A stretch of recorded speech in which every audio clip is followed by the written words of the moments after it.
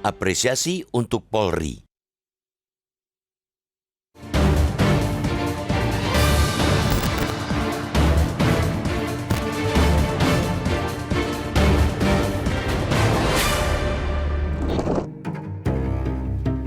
Kepolisian Daerah Banten menersangkakan 3 petinggi organisasi profesi di kota Cilegon. Mereka ialah Ketua Kamar Dagang dan Industri atau Kadin Kota Cilegon, Muhammad Salim, Wakil Ketua Bidang Industri Kadin Cilegon, Ismatullah, serta Ketua Himpunan Nelayan Seluruh Indonesia atau HNSI Cilegon, Rufaji Jahuri.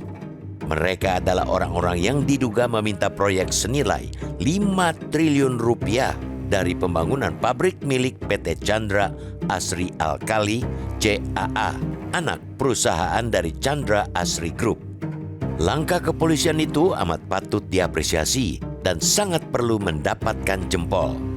Bagaimanapun, kendati mesti menunggu viral dulu di media sosial hingga pemanggilan para pihak oleh Kementerian Investasi dan Hilirisasi, tetaplah langkah kepolisian itu sangat tepat.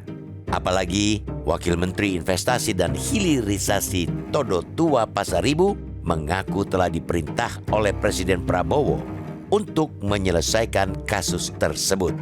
Seandainya penindakan itu dilakukan tanpa menunggu viral atau menunggu perintah Presiden, tentu akan lebih baik bagi citra Korps Bayangkara. Aksi para pemalak proyek berdasi itu semestinya sudah tercium lantaran berlangsung cukup sistematis. Sebelumnya para preman kerah putih itu berbagi peran dan menggalang kekuatan dengan organisasi kemasyarakatan ormas lain di Cilegon untuk berdemonstrasi. Aksi massa itu urung dilaksanakan lantaran ada audiensi dengan PT CAA.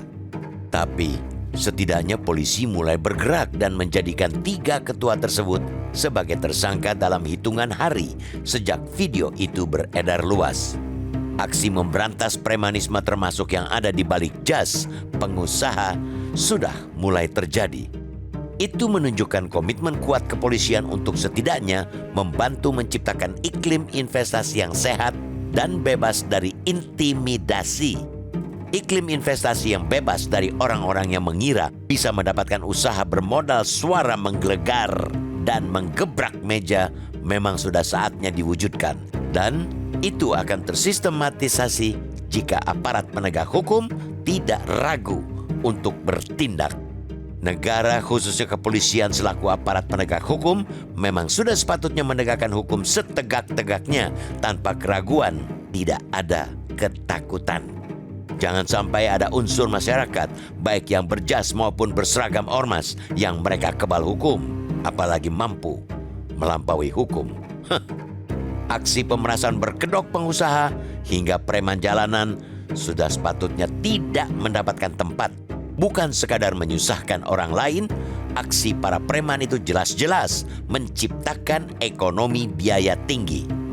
Pelaku usaha terpaksa menyisihkan uang untuk membayar, mulai dari mengongkosi penjaga turn, juru parkir liar, biaya keamanan, juga uang palak berkedok tunjangan hari raya, hingga membagikan proyek tanpa proses lelang bagi pengusaha lokal. Ujung-ujungnya, pengusaha akan membebankan rupa-rupa biaya tambahan itu ke masyarakat juga. Harga jual barang akan dinaikkan untuk menutupi biaya siluman. Di sisi lain, masih banyak pelaku usaha yang hendak berjuang keras tanpa memeras. Kelakuan rekan-rekan mereka di organisasi pengusaha itu justru berpeluang menghambat peluang para pengusaha yang selama ini lempang, tidak belok-belok. Praktik premanisme telah merasuki banyak lini kehidupan dan menjadi penghambat serius bagi pembangunan dan keadilan. Maka perlu ketegasan dan konsistensi dari aparat penegak hukum dan seluruh pemangku kepentingan untuk terus membersihkan dan mencegah munculnya kembali premanisme dalam bentuk apapun. Jangan biarkan aksi pemalakan itu terus menjadi lingkaran setan tak berkesudahan.